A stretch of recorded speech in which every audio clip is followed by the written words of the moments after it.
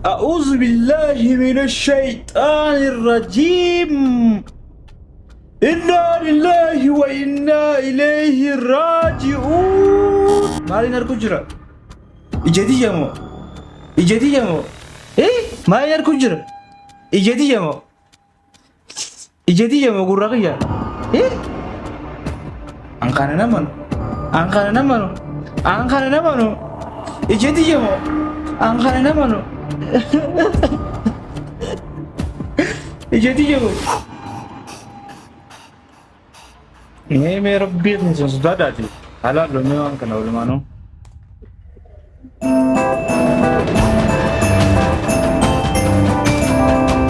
हाय हाय हाय हाय इजेती जमो अंकना ना मनो इजेती जमो गुर्रा के जमो awam bayo na dirmada ababdi arabdi na gaba arabi ke suza da na gaba arabdi ababdi ya yasin na kotos dem angkana na mano angkana na mano angkana na mano angkana na mano angkana na mano angkana na mano uy angkana na mano ambayo ore gibi dana ore gibi sani gaba gaba gaba gibbi oli gibbi gati gibbi ya mame ore mora dana ore mora ambayo gaba me wana jay garu wanti dugu juru kone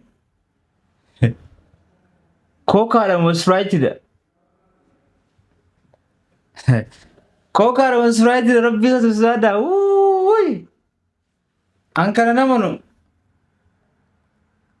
sanifu maamato fatani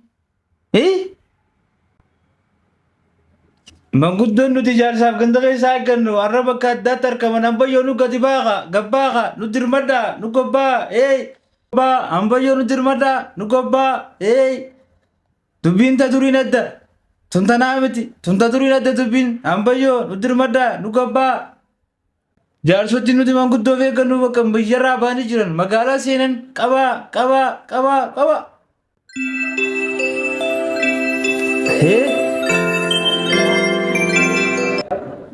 Kok yang kayak di bujuro? Kabar tahu juro kan ni? Wardiya saat ini mau security dah garu. Juga. Mana ragu juro? Woyo, itu kan digas saya pakai kan asbaka. Oh, tapi nggak mana membelesin.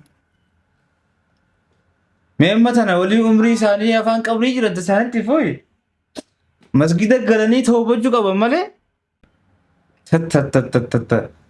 اتخذنا غفرة لا خفون ساتو بكيتو هاي جمال لين كا وجهلا ambayo jar sotile magala sente war sadu kujitinu gabbaga jar sotile ra farsho usaga awara usaga wanti tu walle fanda la jani kichani mo ko ka jani jo israeli jani kichani fi sawalle garuma bi khati khabrata kuno me ala lolu manu hey play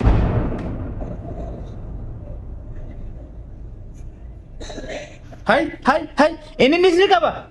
Wai khulis kaba na khate bole ni kaba. Allah.